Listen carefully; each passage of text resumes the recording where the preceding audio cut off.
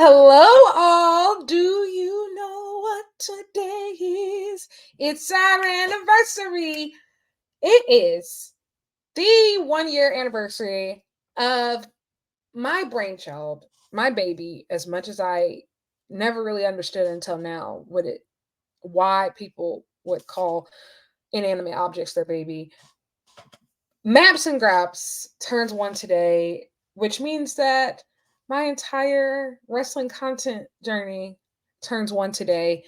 This has been a long time coming, not to get too into details because one, I have been awake for probably the last 36 hours watching wrestling nonstop, but I wanted to record this because there's a lot of wrestling for the rest of this weekend with obviously WrestleMania weekend. It's already been a lot of wrestling, but this is not a review show by any means. Just a thank you to everybody who supported this show from the beginning. Thank you to everybody who encouraged me to start this show. Shout out to Keeks who had me on her show, and I remember afterwards her and Graham from Public Enemies, they're like, you travel and let's see wrestling, like we should do something interact with that, and it actually ended up becoming a completely different concept, which is super cool. This show was originally, I was thinking about naming it Graps and Yaps, something like that, and I'm really glad that I didn't. That would have been terrible, but I wanted to build a space that a wrestling fan like me could really feel safe. And when I say a wrestling fan like me, I don't just mean as being like a Black woman from the South, which is also true, but as a wrestling fan who is still learning and so inquisitive and hungry for new information. And I'm always trying to learn about something new. I love learning about new things, and wrestling, specifically foreign wrestling and alternative international wrestling, it gives me a certain joy and a sense of inquisitive spirit that I had been lacking for so long and that I didn't think would ever come back, of being curious,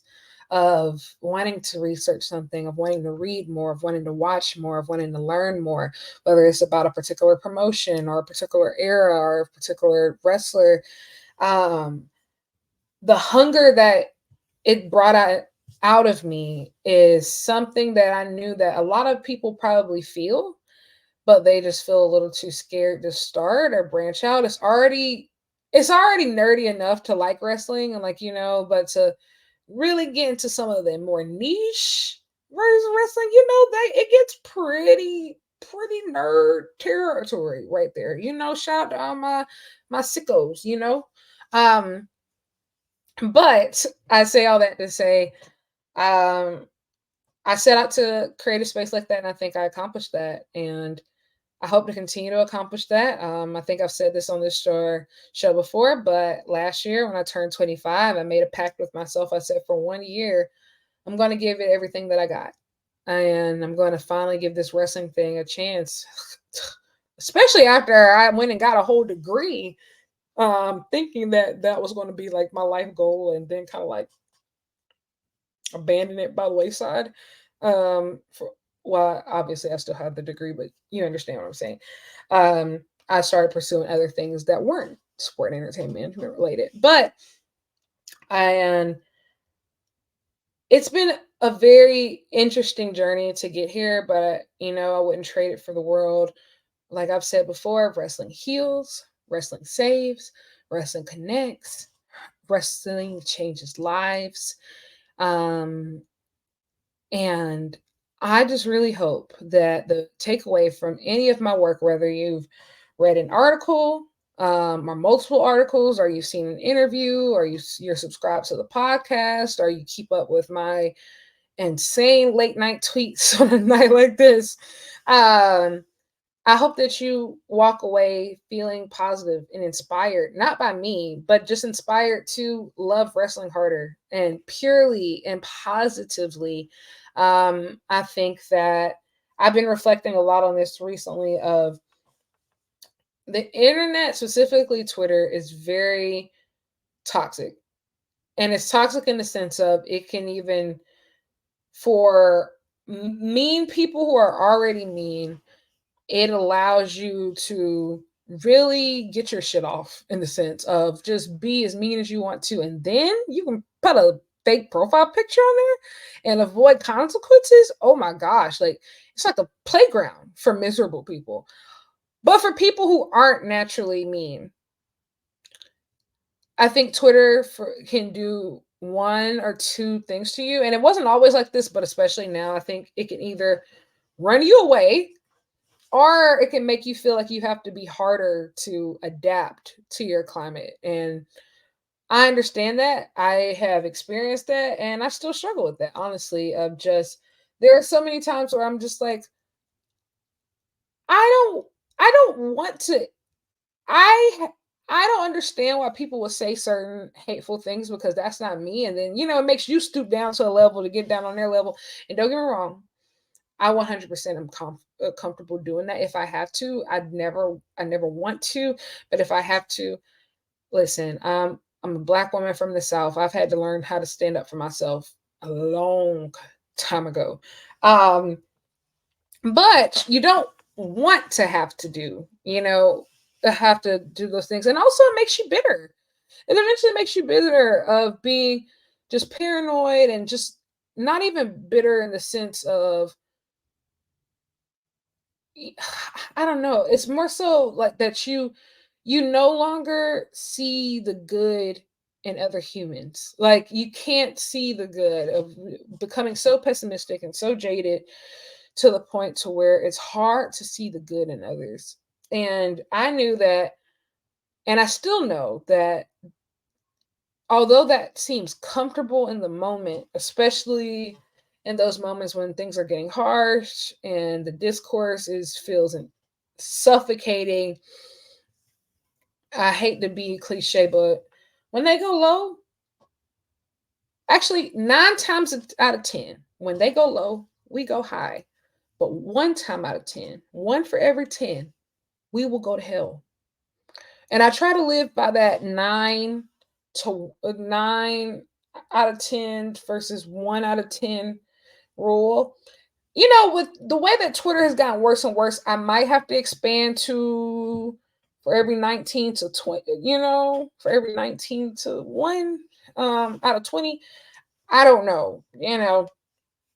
But I say all this to say if you've listened to this, I hope that you remain hopeful. I'm still working through some really difficult moments in my life.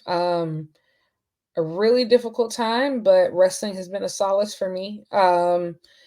Being able to flex my creative muscle and do work that I'm passionate about has really given me hope and belief in myself and self confidence in myself during some times where it's been hard to find that type of purpose elsewhere. And so I'm really thankful um, for wrestling. And I'll be honest, for the first time in a very long time, I'm hungry. Like I'm hungry. I had gotten really depressed, really burnt out to a point to where I didn't want to show my face anymore. I didn't do social media. I didn't want to podcast, public speaking engagements anymore. I didn't want to do any of it. I didn't want to like step outside. And wrestling made me so passionate and so in love with it to the point it felt like I was a kid again, seeing it for the first time in 2006. And I decided that, you know what? Like, I want to live that way forever, in the words of the Iron Claw. So this is all very much a learning curve. And I'm very much still trying something new. But I appreciate every guest that's been on this show, whether you're a wrestler or not, or promoter. I'm not gonna lie. No one is more shocked than me by a lot of the stuff that I accomplished. There are things. I remember when I first started the podcast. There are things that I had written down and goals that I had made that I was like, okay, by this time next year, this is what I want to do. or have done, or maybe by the end of this year. And keep in mind, I'm writing this in what, February? I said, but this time next year. And there were things that happened within 2, 3 months. And even this year, for those of you who follow me on Twitter, there was a tweet that I tweeted. I said, and it was in January. And I said, by the end of this year, I want to interview Athena. And I meant that. I genuinely meant by the end of this year. And I was like, okay, maybe I'll make it happen by December. God made it happen in 2 weeks. um, so many dreams. I have been over all over the world for the love of pro wrestling, and a lot of those trips have been on my own. From I remember being the girl who didn't told my mentor that I would never need a passport. She was trying to get me to do this passport caravan they were doing on campus my sophomore year of college for low income students. So they were going to encourage them to study abroad, so they would pay all passport costs. And I remember telling my mentor, I would never need this because I'm never going to leave South Carolina. I never have a reason to. At that point, I had never been on a plane before, let alone out of the country. And she told me to do it just in case. And I just spent New Year's Eve in Tokyo and doing Wembley Stadium in London in the press box, or and the only woman on press row for the Wrestle Kingdom press conference in Japan, and definitely the only black person. Like, just crazy and staying things, or asking sting questions at the media scrum, or being able to, like, build up a YouTube channel and writing. And I've always been so harsh on myself.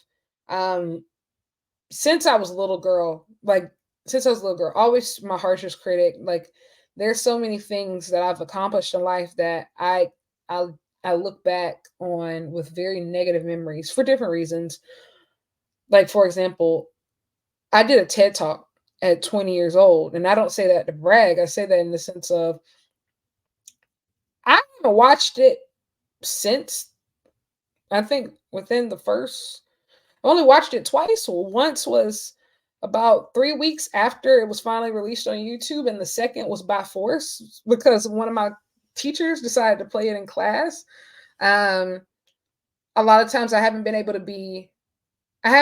given myself enough grace to be proud of a lot of what I've accomplished. And I feel like for the first time, and coming out off of that experience with the burnout, I've learned to cherish life and cherish every little thing.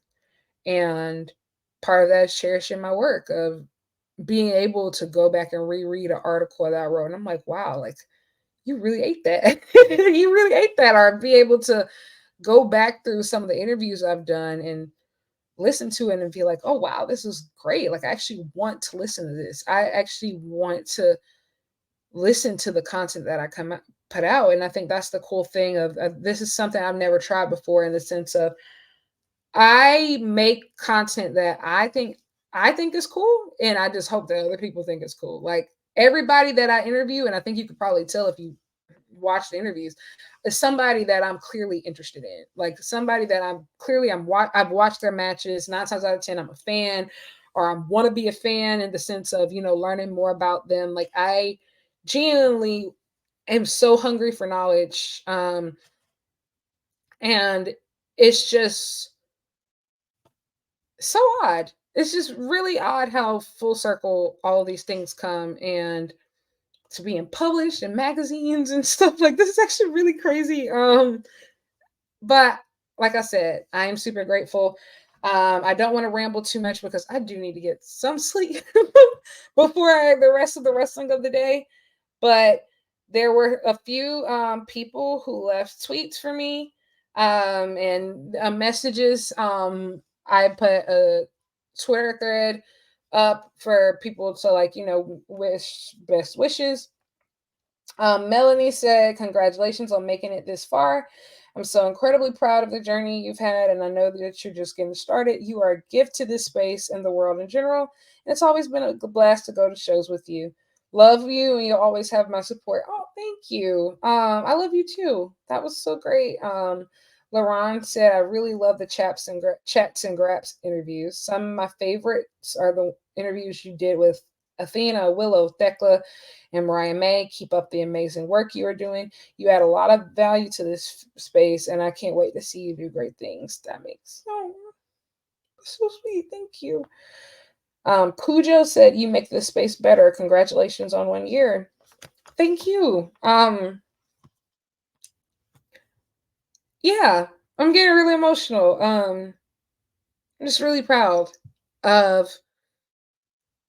what I've accomplished and hopefully what I will accomplish. Like I said, life has been really, really rough recently.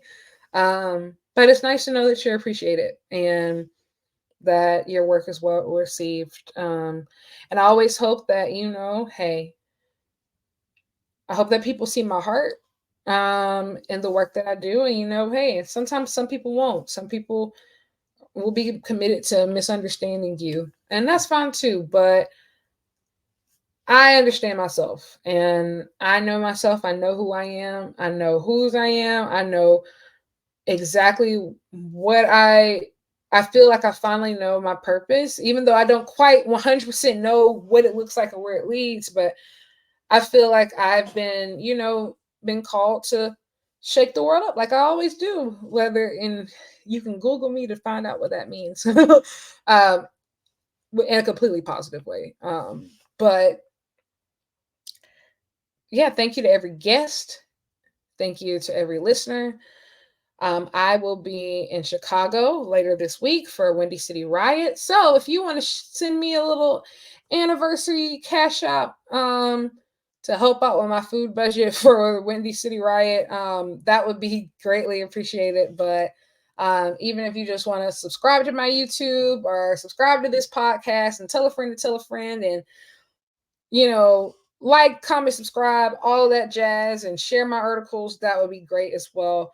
But once again, from the bottom of my heart, thank you. And I'm so excited for whatever comes next. And yeah, this is Maps and Graps, baby. Year 2. Let's see what I do. Bye.